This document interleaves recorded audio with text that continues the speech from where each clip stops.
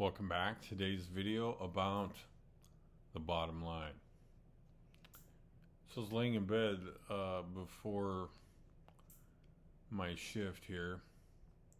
Danny, just a few hours from arriving, we had been exchanging emails over the last couple days, talking about his return to Vegas. So Danny is going to arrive and we're going to talk about gambling, as he is going to return to Vegas after being a year here in the Philippines and not gambling. This being the longest stretch without gambling he's ever gone. To give the story some more background, this is after returning and then returning to gambling after quitting, I believe, 9 or 10 months.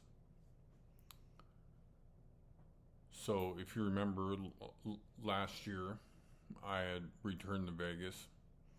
I was nervous. I wasn't sure what would happen.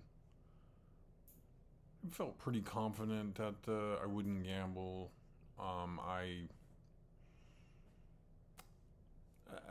There was a point early when I arrived, I felt like I would gamble, but actually, if anything, it was the videos here that I was at least a little bit nervous somebody would tap me on the shoulder and bust me. But silly me. But back to the story, I was sleeping and had a dream where, not projecting, but Danny was gambling. And I know the casino too. It was Harrah's. And he was, I told him, I said, look, I'm going to go to the ATM. And I went over to the ATM to take out some money. And I know this came up because I saw a post on the ATM fees in Las Vegas currently. and if anything I hate is ATM fees. Actually, I made a point late in my gambling career to leave the casino to take out money because the ATM fees were so outrageous then, now being over $10 and in some cases $12 or $15 on the Las Vegas Strip. I mean, if anything, not to get too far off track from the story, I mean, in a very short period of time, I mean, you could get a decent meal for under a couple dollars. Steak and egg breakfast, early special, maybe under $5 or $10. 10-cent breakfast, I remember that. That was probably a little further back, but still, we've gone from that to crazy ATM fees, parking, resort fees. You almost have no shot. The slot machines, penny slot machines, super high take machines. So the gambler has less of a shot these days than ever, and it's terrible. It's terrible. But I told Danny while he was playing Keno, I'm gonna go take some money out of the ATM. I went to the ATM and I saw the fee. I hit decline, and then I remembered in my mind that my bank was down the street, and I took off to go down the street to withdraw money. And then this person, and I don't remember the exact exchanges, but it was interesting, came up next to me and started talking to me. And I had money in my hand. And he goes, something like, "Are you going to a strip club?" or something like this. I don't remember. Again, I don't remember the exact exchanges, but I remember saying, "It's all about the gambling." And then he said something else. Again, being a dream, I can't recall exactly, but I remember again saying, "Oh, no, you're wrong. It's all about the gambling." And I woke up. So, Danny coming to town, I'm hoping to get him to talk a little about his reaction, how he's feeling returning to Vegas.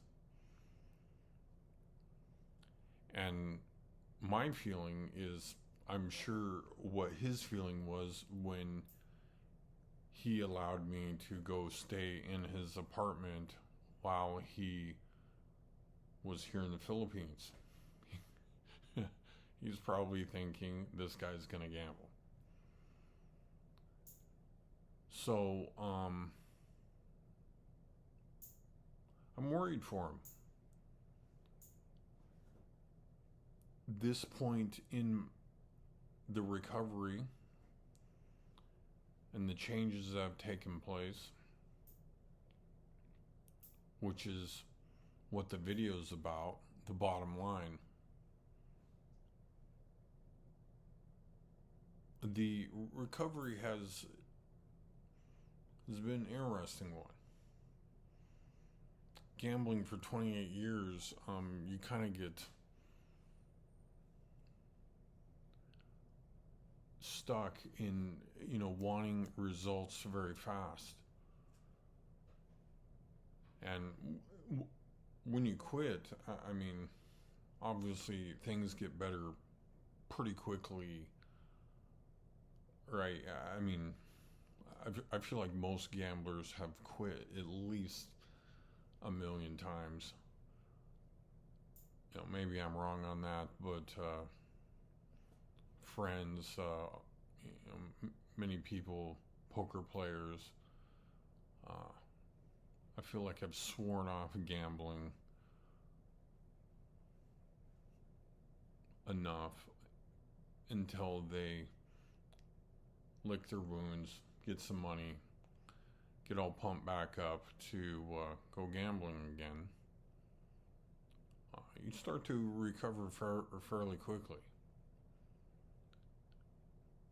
Then things start to level off a bit. And with me, it was always like the long term. I used to preach that, and it's such a ridiculous thing because, I mean, the beauty of gambling is you go in, you gamble, and you get a result, and sometimes a very short period of time.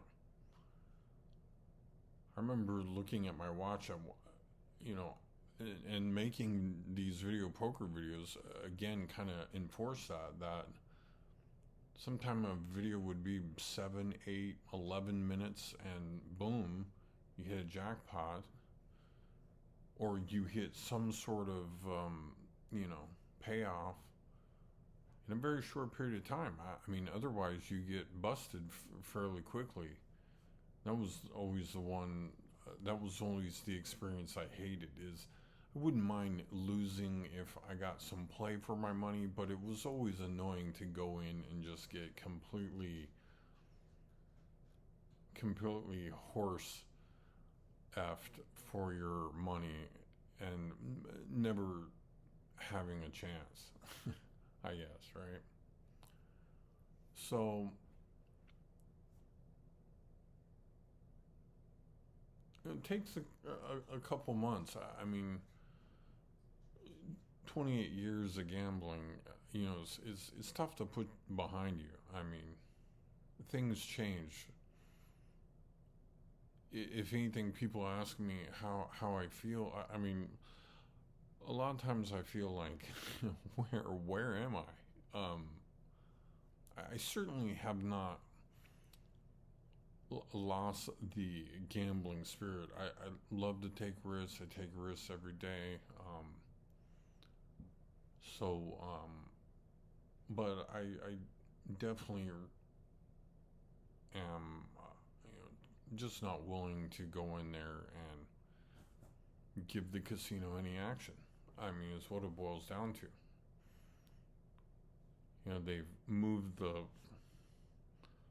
line so much that really, like I said before, I mean, it really is not worth it. And if you are a gambler, maybe you've even felt that yourself. I mean, fees have never been higher. The cost to go gamble has never been higher. Everything from hotel rooms, which Vegas was famous for cheap motel rooms, a cheap meal, and they will take your money in hoping to get your money in gambling, right? But the business model has clearly changed. It doesn't seem to stop anybody. I mean, I don't know how, or I have paid a very minimal amount of resort fees. Actually, another interesting thing about me is I refuse to stay in casinos for the most part. A gambler, I mean, I always felt like if you lost, the last place you'd want to be is in the casino. So, I'd make a point to never stay in casinos. But I guess, a friend of mine I was talking to said, well, I mean, if you live in Kansas or wherever, and then you go to Vegas, it's a once in a year thing. It's easier to see, where there is no resort fees. You kind of maybe feel like this is normal for Vegas, or they've somehow made this a normal thing. But you live in Vegas, I mean, I'm not paying to park at the MGM. I mean, forget that. I mean, there's 100 miles of desert between, Vegas and the next town. There's no shortage of parking. All this is just made up. But hoping to get Danny to talk to me on the vlog. He definitely won't want to show his face. Danny, a little bit nervous. Me, I personally don't care too much. I am wanting to do my best to share my experience and and hopefully help somebody else that's dealing with the same thing. Gotten many emails, and I talk to many people dealing with gambling problems, and I always try to do my best to help them and give them advice. Anyway, hopefully, if you made it this far, please like and subscribe my video, and hopefully we'll get the chance to talk to Danny about his return to Vegas and what's on his mind. Catch you on the next video.